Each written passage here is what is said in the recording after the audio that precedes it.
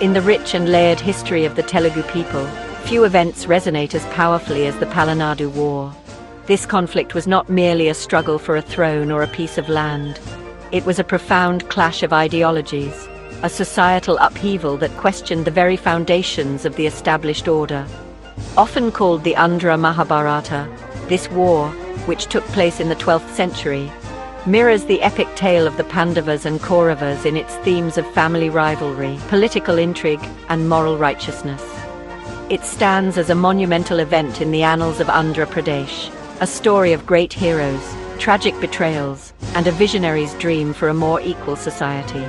The story of Palanadu is a compelling drama that has been told and retold for centuries. It captures the imagination because it involves real people with complex motivations, whose decisions led to devastating consequences. The war pitted brother against brother, family against family, and tore a kingdom apart. It was a conflict fueled by personal ambition, courtly conspiracies, and most significantly, a deep-seated struggle between conservative traditions and progressive social reforms. Understanding this war is essential to understanding the social and cultural evolution of the Telugu-speaking lands, as its echoes can still be felt today. More than just a historical account of battles and kings, the Palanadu War serves as a moral and ethical compass. It explores timeless questions of dharma, justice, and social responsibility. The central figures in this saga are not just warriors but are symbols of larger ideas. One side represented the old ways, clinging to the rigid caste hierarchy and established power structures. The other side, led by a visionary minister, championed a radical new idea, a society where one's worth was determined by character, not by birth. This ideological battle was the true heart of the conflict. The legacy of the Palanadu War extends far beyond the battlefield. It has been immortalized in folk songs, epic poems, plays, and modern cinema, becoming a cornerstone of Telugu cultural identity. The events that transpired in the fields of Palanadu have provided endless inspiration for artists and storytellers, who see in this historical tragedy a timeless narrative about the human condition. This article will delve into the causes, key events, and lasting impact of this significant war, exploring why it continues to be remembered as the great epic of Andhra. The Palanadu War unfolded in the heart of what is now the state of Andhra Pradesh, specifically in a region known as Palanadu. This area, which today includes towns like Gurazala, Macherla, and Karampudi, was a prosperous and strategically important part of the medieval Telugu kingdom. During the 12th century, this region was under the control of the Haihaya dynasty, who were feudatories, or subordinate rulers, to the powerful Western Chalukya Empire. The capital of this small but significant kingdom was Gurazala, a center of political power and cultural activity during that era. The kingdom of Palanadu was ruled by the Kalachuri kings, with Anugaraju being the monarch at the beginning of our story. The land was fertile, blessed by the Krishna River, and the people were engaged in agriculture and trade. However, beneath this peaceful exterior, the society was strictly organized according to the caste system. The Brahmins were the priests and advisors, the Kshatriyas were the rulers and warriors, and other castes had their designated roles. This rigid social structure was deeply entrenched and had governed life for centuries, setting the stage for the revolutionary ideas that would soon emerge and challenge this very order. The timeline of the war is generally placed between 1178 and 1182 CE. This was a period of political instability in the Deccan region. The great empires like the Chalukyas were in decline, and smaller kingdoms like Palanadu were vying for greater autonomy and power. This political vacuum created an environment where internal conflicts could easily escalate. The court of Gurazala was filled with ambitious nobles and ministers, each with their own agenda, making it a hotbed of intrigue and conspiracy. It was within this charged atmosphere that the seeds of the Great War were sown. The physical geography of Palanadu also played a role in the conflict. The region's terrain, with its plains, hills, and the strategic importance of the Krishna River, influenced military movements and the locations of key events. The final, decisive battle was fought at Karampudi, on the banks of a stream called Naguleru. The land itself became a silent witness to the immense tragedy that was about to unfold. The stage was set not just with castles and armies, but with deep-seated social tensions and political ambitions that were ready to explode into open warfare. At the heart of the Palanadu saga are two towering figures whose beliefs and actions shaped the destiny of the kingdom, Brahmanaidu and Nalagamaraju. Brahmanaidu was the minister of King Anugaraju and later served his sons. He was not just a politician, he was a visionary social reformer and a devout follower of Vaishnavism. He believed in the equality of all people, regardless of their caste. This was a radical idea for his time. Brahmanaidu envisioned a society where everyone could live and dine together, an idea he put into practice through a system called Chappakudu, or communal dining, which broke all caste barriers. On the other side was Nalagamaraju, the rightful heir to the throne of Gurazala. He was the son of King Anugaraju and was heavily influenced by his chief minister, Nayakuralu Nagama. Unlike Brahmanaidu's progressive ideals, Nalagamaraju represented the conservative faction of the court. He believed in maintaining the traditional caste hierarchy and the established social order. He saw Brahmanaidu's reforms as a threat to the stability of the kingdom and to his own authority. His decisions were often guided by Nagama, a shrewd and ambitious woman who fueled the rivalry and pushed the kingdom towards conflict. King Anugaraj had two sons from different queens, Nalagamaraju, the elder, and Malidavaraju, the younger. Brahmanaidu became the guardian and mentor to the younger prince, Malidavaraju. This created a natural division in the royal family. The court split into two factions. One faction, led by Nalagamaraju and Nayakuralu Nagama, was based in the capital, Gurazala. The other, led by Brahmanaidu and the young Malidavaraju, represented a new way of thinking. This division was not just about who should rule, it was about what kind of society Palanadu should be. The motivations of these key figures were complex. Brahmanaidu was driven by a deep sense of justice and a desire to create a more equitable world. He gathered followers from all castes, including a brave warrior named Kanamadasu, who was from a lower caste but was treated as an equal by Brahmanaidu. Nalagamaraju, on the other hand, was motivated by a desire to preserve his power and the traditions he had inherited. He was not necessarily an evil king, but he was easily manipulated by those around him who feared change. This clash of personalities and ideologies set the stage for the inevitable tragedy. The primary cause of the Palanadu War was the deep ideological conflict over the caste system. Brahmanaidu was a staunch proponent of social equality. He actively promoted inter-caste dining and gave positions of power and respect to individuals based on their merit, not their birth. His most famous initiative, Chappakudu, where people from all castes sat on the same mat to eat a meal, was a direct challenge to the orthodox Hindu practices of the time. This revolutionary act won him many followers among the lower castes but earned him the wrath of the upper caste elite. This social tension was expertly exploited by Nayakuralu Nagama, the minister of Nalagamaraju. Nagama was a brilliant strategist and a deeply conservative figure who saw Brahmanaidu's reforms as a grave danger to the kingdom's social fabric. She constantly advised Nalagamaraju that Brahmanaidu's actions would lead to chaos and would undermine the authority of the king. She framed the conflict as a battle to save tradition from radicalism. Her cunning political maneuvering widened the rift between the two royal factions, turning a philosophical disagreement into a bitter personal rivalry between the half-brothers.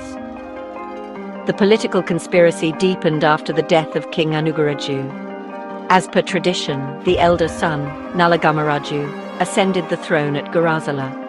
However, Brahmanaidu argued that the kingdom should be divided equally between the two brothers, to ensure fairness and to give the younger prince, Malidavaraju, his rightful share. This proposal was seen by Nalagamaraju's faction as an attempt by Brahmanaidu to seize power through his young protege. They resisted the idea of partition, believing it would weaken the kingdom and was merely a ploy for Brahmanaidu to establish his own domain of influence. Feeling marginalized and fearing for their safety, Brahmanaidu, Malidavaraju, and their followers decided to leave Gurazala. They established a new court at Machurla, effectively splitting the kingdom of Palanadu into two separate states. Gurazala, under Nalagamaraju, remained the seat of traditional power. Machurla, under Malidavaraju and the guidance of Brahmanaidu, became a haven for those who believed in social equality. This formal division of the kingdom set the two sides on a collision course, making a large-scale war almost inevitable. The split was no longer just a courtly dispute. It was a geographical and political reality. With the kingdom divided and tensions at an all-time high, Nayakuralu Nagama devised a plan to eliminate her rivals without an immediate war. Mirroring the fateful dice game in the Mahabharata, she proposed a cockfight, or Kodipandam, to settle the dispute between the two factions. The terms were simple but, really severe. The loser of the cockfight would have to give up their half of the kingdom and go into exile for 7 years. Brahmanaidu, despite his reservations and knowing the risks involved, accepted the challenge, perhaps hoping to avoid a bloody war and believing in the righteousness of his cause. The cockfight was arranged to be held in the capital, Guruzala, creating an atmosphere of immense pressure and anticipation. Brahmanaidu's faction, representing Macherla, brought their prize rooster, confident in its strength.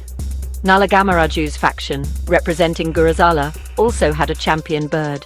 However, Nayakuralu Nagama, a master of intrigue, did not leave the outcome to chance. According to legend, she secretly attached small, poison-tipped blades to the spurs of her rooster. This act of deception ensured her victory, as her bird struck and killed Brahmanaidu's rooster during the fight. As per the agreement, Brahmanaidu and Malidavaraj lost their kingdom of Macherla. True to their word, they honored the terms of the wager.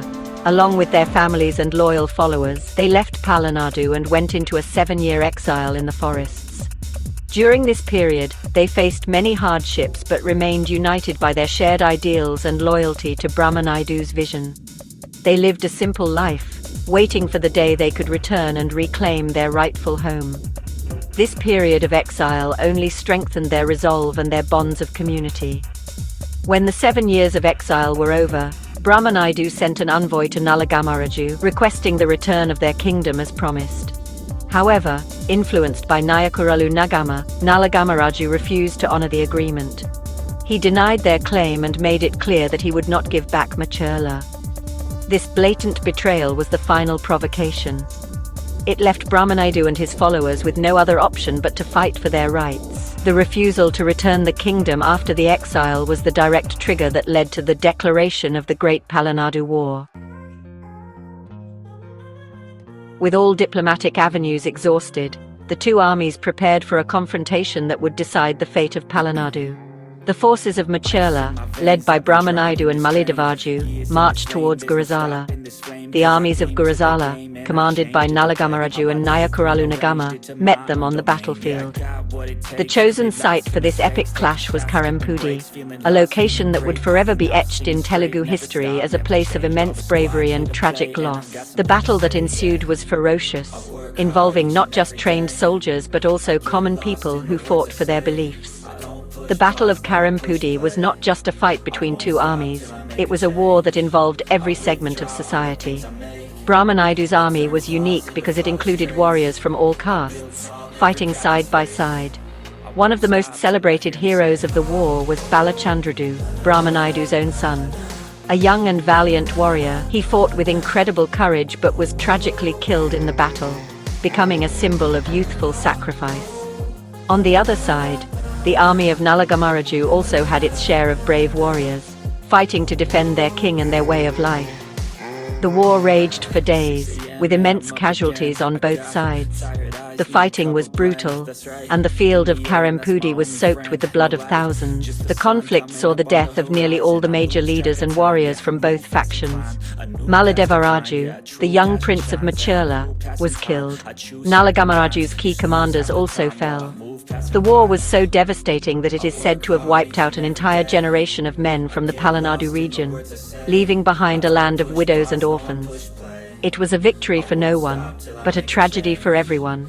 In the end, the forces of Macherla, though suffering catastrophic losses, technically emerged victorious. However, the cost of this victory was so high that it felt like a defeat. Brahmanaidu survived the war, but he was left heartbroken by the loss of his son, his prince, and countless followers. He looked upon the field of Karempudi, littered with the bodies of his friends and foes, and was filled with remorse. The war had been fought for a noble cause, but the path of violence had led to unimaginable destruction and sorrow, teaching a bitter lesson about the true cost of conflict. The conclusion of the Battle of Karampudi left the kingdom of Palanadu in a state of utter desolation. The land was ravaged, villages were destroyed, and the economy was in shambles. The most devastating consequence was the demographic collapse. The war had claimed the lives of so many men that the region suffered from a severe population decline that took generations to recover from. The social fabric was torn apart, with families grieving the loss of fathers, sons, and brothers. The once prosperous kingdom was now a shadow of its former self, a land haunted by the ghosts of war. Politically, the war resulted in a power vacuum. With most of the royal family and the nobility from both sides killed in the conflict, there was no clear leadership left to govern the kingdom. Nalagamaraju, though his side was defeated, survived the war but was a broken man, ruling over a shattered realm. Brahmanaidu, the architect of the victory, was filled with profound grief and disillusionment. He had won the war, but he had lost everything he held dear. He renounced his political power and retreated from public life, spending his remaining years in contemplation and sorrow. The war marked the end of the Haihaya dynasty's effective rule in Palanadu.